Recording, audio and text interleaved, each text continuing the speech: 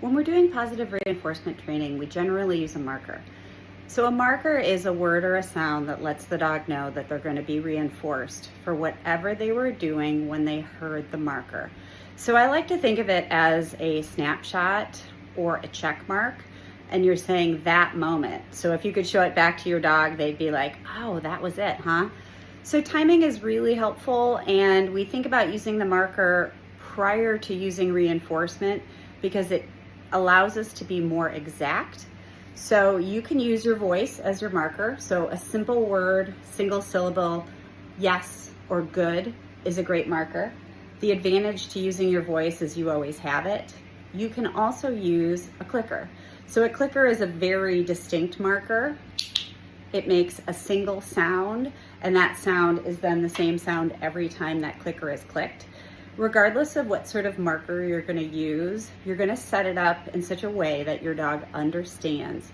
The marker predicts the reinforcer. So in the case of using food, which is often how we start training, it's a really easy, really valuable reinforcer for most dogs. I've got my small piece of food. I've got a few ready to go. And I'm going to just put those to the side. And I'm going to use a verbal marker. And what I'm going to do to start is I'm just going to say my marker, which is yes, and then I'm going to reach for food, and then I'm going to give my dog the food. So there's a sequence of events.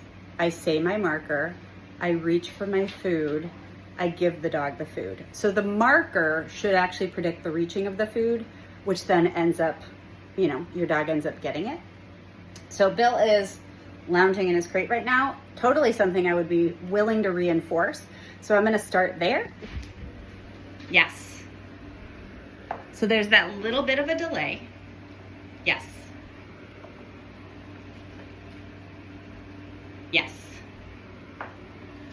So I'm setting that up, and he's not doing anything in particular, but I'm marking and reinforcing. So he's starting to get that arrangement, right? He's starting to understand that. Now what I'm going to do is I'm going to ask him to do something he knows well for me.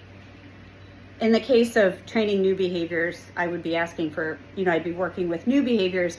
I would still use my marker. Bill, touch. Yes. So if I want to start applying my marker in the training process, I work towards getting my behavior from my dog. I mark it. Yes, good, click. Then I feed.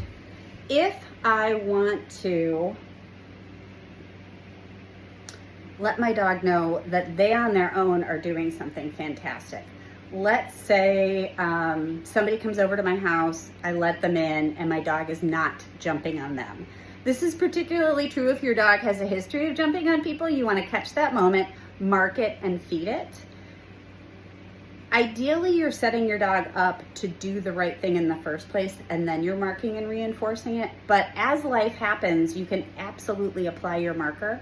If you don't have food in the moment, you've already paired your marker predicting something great.